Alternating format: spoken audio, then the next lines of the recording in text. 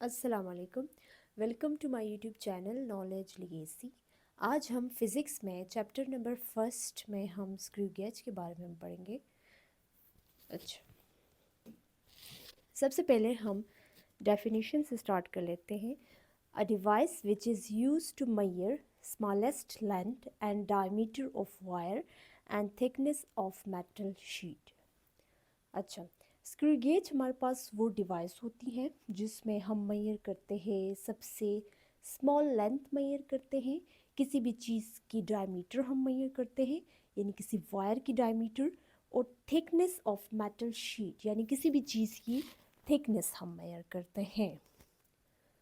अच्छा, जो screw gauge होती है ये हमारे पास सबसे यानी एक्यूरेट देता है, यानी रिज़ल्ट हमारे पास सबसे ज़्यादा एक्यूरेट देता है। वर्नियर कैलिपर से भी ज़्यादा एक्यूरेट रिज़ल्ट देता है स्क्रू गेज। हम स्क्रू गेज के लिए हम ये भी कह सकते हैं कि it's accuracy is more then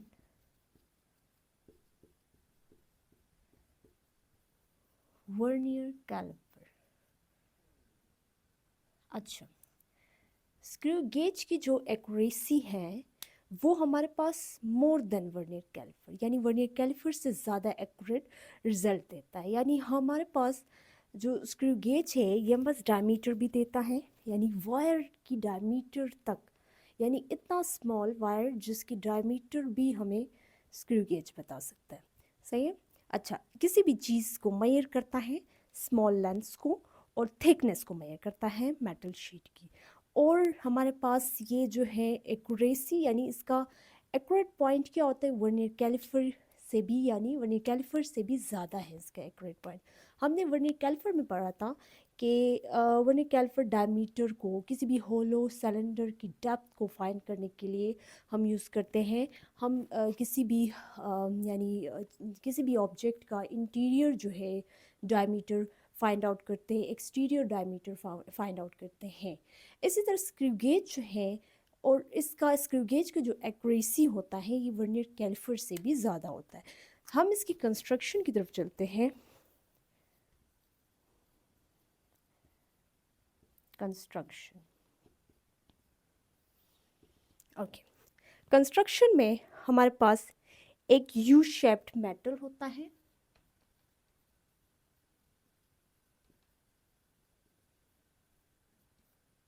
number one. Number two में हमारे पास एक metal stud,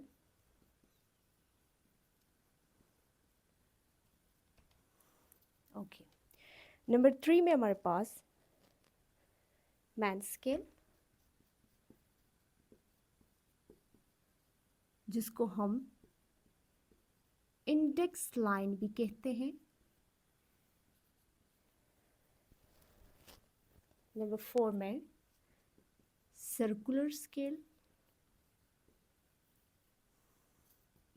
थिम्ब,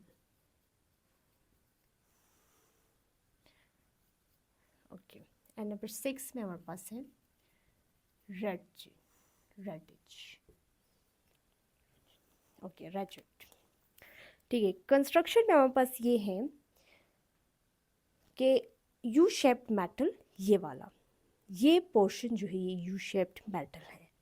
metal stud, okay, metal stud, main scale यानी index line, this is the main scale. ये इसमें हमारे पास डिविजन्स है, और मैन स्केल जो है ये हमारे पास मूवेबल नहीं होता। मतलब मैन स्केल हमारे पास फिक्स स्केल होता है। ये जो मैन स्केल है इसमें हमारे पास छोटे छोटे डिविजन्स हैं जिनको हम सेंट्रल लाइन या फिर इंडेक्स लाइन भी कहते हैं। ये वाला जो मैन स्केल के अंदर जो है एक लाइन है, इसको हम इंडेक्स लाइन या फिर सेंट्रल लाइन कहते हैं। अच्छा, ये हमारे पास सर्कुलर स्केल है। सर्कुलर स्केल, अब मैन स्केल में हमने पढ़ा कि मैन स्केल नॉट मूवेबल होता है, मतलब ये फिक्स होता है, और इसके अंदर जो है एक लाइन होती है, उसमें हमारे पास क्या, ये इस लाइन का नेम है सेंट्रल लाइन या फिर इंडेक्स लाइन। और जो सर्कुलर स्केल है ये हमारे पास मूवेबल होता है, यानी ये मूव भी कर सकता है, हम इसको मूव करवा भी सकते हैं। अब इसमें भी डिविजन्स होती है, 0 से ये डिवीजन स्टार्ट होती है। ये इसमें हमारे पास डिविजन्स ऐसे होती है कि या तो ये 50 डिविजन्स होगी या तो ये फिर 100 डिविजन्स होगी। सही है। अब हम इसको थंबल भी कहते हैं इस एरिया को। इस एरिया को ये हमारे पास है रैचेट। ओके, इसमें हमारे पास ये कंस्ट्रक्शन की बात आ गई। अब हम पिच ऑफ स्क्रू गेज के बारे में पढ़ते हैं। What is pitch of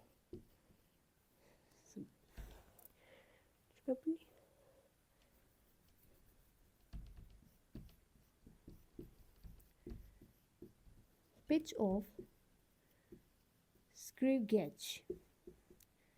okay, screw gauge का पिच क्या है?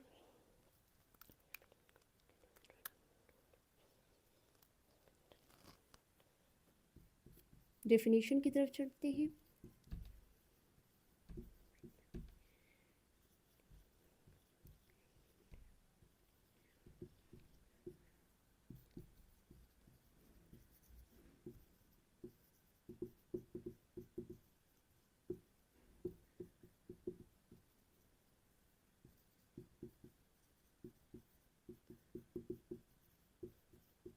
अच्छा, स्क्रू गेज का पिच ये है कि distance between consecutive threads or divisions on spindle is called pitch of screw gauge। यानी ये जो डिस्टेंस है, ठीक है, बिटवीन कंसेक्यूटिव थ्रेड्स और डिवीजन, यानी मैन स्केल पे जो डिविजन्स हैं, ठीक है, स्पिंडल और ये जो मैन स्केल है ये एक ही है हमारे पास, ठीक है, एक ही होलो सिलेंडर टाइप है, ठीक है। तो इसमें ये डिविजन्स की बात कर रहे हैं, यानी इनके दरमियान जो डिस्टेंस है, यानी इन डिविजन्स के दरमियान डिस्टेंस क्या होता है? इनमें हमारे पास 1 मिलीमीटर डिस्टेंस होता है, यानी 1 सेंटीमीटर के अंदर, यानी एक डिवीजन से लेकर एक डिवीजन के अंदर जो है, जो हमारे पास डिस्टेंस होती है, उस डिस्टेंस को पिच ऑफ स्क्रू गेज कहते हैं, ठीक है। उस डिस्टेंस को क्या कहते हैं? Pitch of screw gauge. अब हम लीस्ट काउंट की तरफ चलते हैं। What is least count of screw gauge? अच्छा, हम लीस्ट काउंट यानी लीस्ट काउंट पढ़ने से पहले हम ये पढ़ते हैं कि जब हम बस ये सर्कुलर स्केल जो ये रोटेट करता है ना, when we rotate the circular scale, the thimble, the spindle will move, ठीक है। जब हम सर्कुलर स्केल को जब रोटेट करते हैं तब क्या होता है? ये स्पिंडल जो है ये मूव करेगा।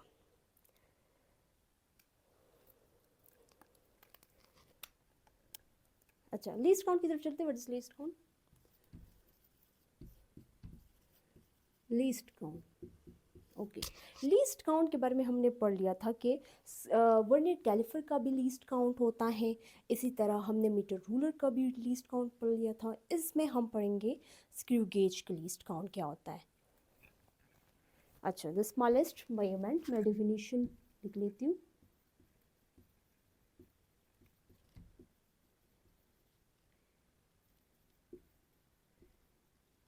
The smallest measurement that can be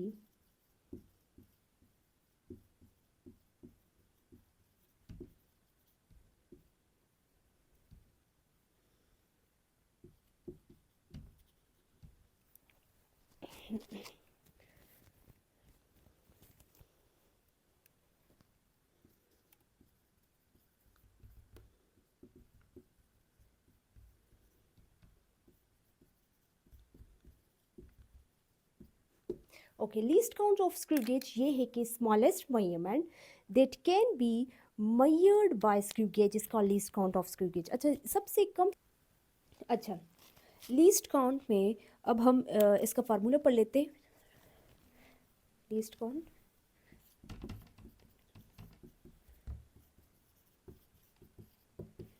SG मतलब screw gauge, pitch of screw gauge divided by total number of divisions on circular scales. S.C मतलब सर्कुलर स्केल, ठीक है। यानी पिच ऑफ स्क्रू गेज का पिच क्या है? Divided by total number of divisions on circular scale. अच्छा, pitch of screw gauge में मैंने आप लोग पढ़ा लिया था कि एक डिवीजन से एक डिवीजन के दरमियान जो कि डिस्टेंस होता है वो हम पास 1 मिलीमीटर का डिस्टेंस होता है। तो distance between consecutive threads on divisions on spindle. हम स्पिंडल यहाँ पर क्यों कहते हैं, हम मैन स्केल क्यों नहीं कहते, यानी स्पिंडल हम इसलिए कहते हैं बिकॉज ऑफ दिस स्पिंडल है ना, ये बस यहाँ से एक्सटेंड हुआ आता है, ठीक है, ये मतलब ये कोई और नहीं है, ये यहाँ से ही इसका ही पार्ट है, ठीक है। मैन स्केल जो है ये फिक्स्ड होता है, स्पिंडल भी फिक्स्ड होता है, मैन स्केल हम जस्ट इसका नेम चेंज किया बिकॉज ऑफ ये दोनों एक ही होलो सिलेंडर है, इसलिए हम कहते हैं डिविजन्स ऑफ स्पिंडल, यानी इस स्पिंडल पे जो डिविजन्स है ना, हम इसको भी स्पिंडल कह सकते हैं, सही है। ओके, अब जो डिस्टेंस, अब इन डिविजन्स के दरम्यान जो कि डिस्टेंस है वो हमारे पास पिच ऑफ स्क्रू गेज कहलाता है। अब पिच ऑफ स्क्रू गेज क्या है, या तो ये 1 मिलीमीटर होगा या फिर 0.5 मिलीमीटर होगा। अगर 1 मिलीमीटर हम इसका ले लें तो 1 millimetre divided by total number of divisions क्या है ऑन सर्कुलर स्केल पे, सर्कुलर स्केल पे डिविजन्स जो है ये 50 होते हैं या फिर 100 हो सकते हैं। 50 अगर हम कर लें, 1 मिलीमीटर डिवाइडेड बाय 50 क्या होते हैं, 1 मिलीमीटर 0.01 मिलीमीटर, ठीक है। अगर हम सेंटीमीटर में कर लें 0.001 सेंटीमीटर, सही, दोनों आ सकते हैं, दोनों सही है। अच्छा, मिलीमीटर में कर ले तो 0.01 मिलीमीटर होगा, और जो सेंटीमीटर में कर ले this one is 0.01001 centimetre, okay. अच्छा, 1 मिलीमीटर की जरिए की जगह अगर हम 0.5 भी कर लेना तब भी हम पास आंसर सेम आएगा, ओके, सही है जी। अच्छा, हम अब पढ़ लेते हैं ज़ीरो एरर। ज़ीरो एरर मैं आप लोग को ऐसे ओरली बता देती हूँ ज़ीरो एरर होता क्या है। Zero error, if zero of circular scale coincides with zero of the index line then zero error is zero. अच्छा, वहाँ पर ऊपर डायग्राम बना है कि zero of circular scale, this one is, ये हमारे पास सर्कुलर स्केल है। सर्कुलर स्केल का जो ज़ीरो है जब ये कंसाइड्स करेगा ना zero of the index line का, ठीक है, यानी मैन स्केल में ये this one is main scale, main scale के इंडेक्स लाइन के साथ जब ये कंसाइड करेगा तब वो क्या कहलाता है, वो हमारे पास ज़ीरो एरर कहलाएगा, सही है। कैसे, यानी zero of circular scale, circular scale मैंने पढ़ा लिया था, सर्कुलर स्केल ये हम बस मूवेबल होता है, ये नहीं, ये मूव कर सकता है।